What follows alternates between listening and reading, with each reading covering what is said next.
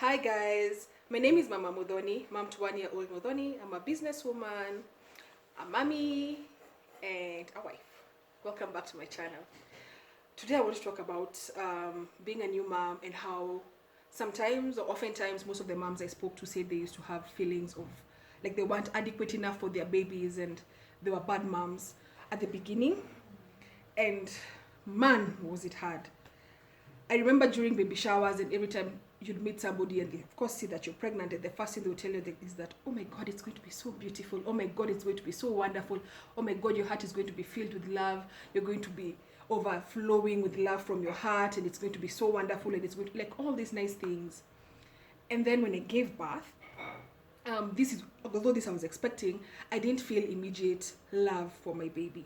I liked her, but I didn't feel that overwhelming love that I was expecting to feel that everybody told me they felt.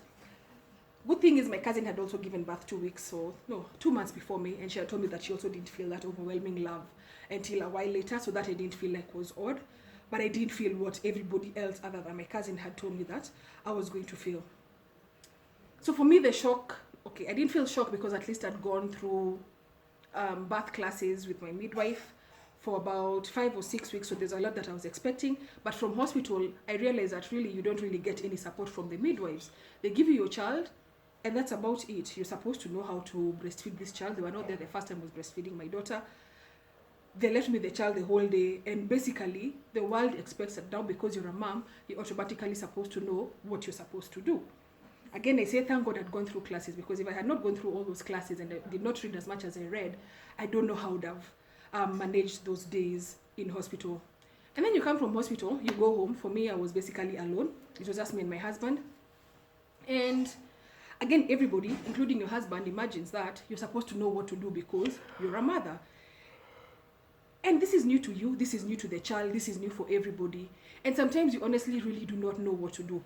Yes, God has equipped you, and there are instincts that you have inside your body and inside your mind that, of course, a man doesn't have or hasn't gone through, because they didn't go through birth, they didn't go through pregnancy, so they don't know. But here you are in a house, a child is crying, you have got no idea what to do, you're struggling. Thank God I didn't go through issues with latching, although he was a really good latcher.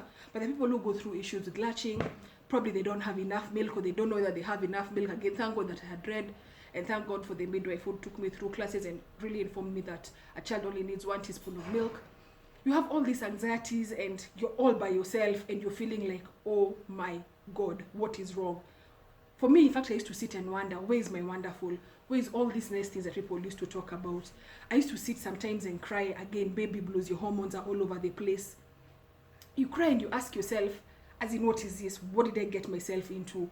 Where am I not feeling what all those other moms said I should be feeling? I used to sit and ask myself, am I the one who's a bad mom?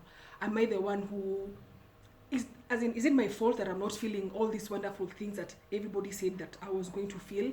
What was wrong with me as Wangeshi? What is it that I have not given my child? What is it that I have not done to be able to feel all those things that everyone says that you're going to feel? Again, like I said, sometimes your husband doesn't even know what to do, but he expects that you should know what to do.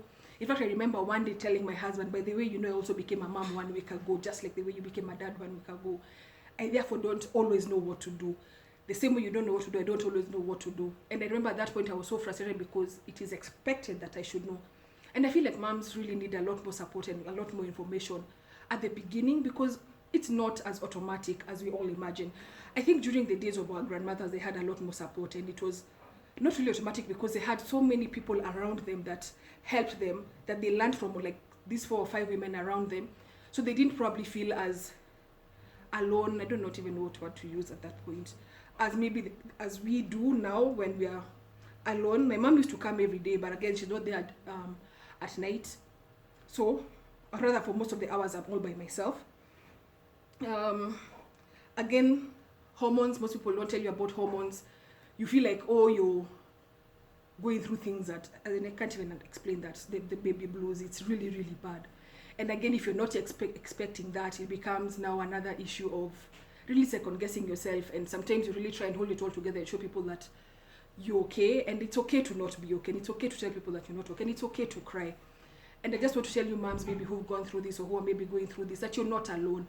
It's a phase that will pass in another, like if you have a newborn in 2-3 weeks, 4 weeks, by the time a month is over, all those things will pass and your wonderful will come, and you'll feel more settled, and you'll feel more confident as a mom, and you'll feel the love will come.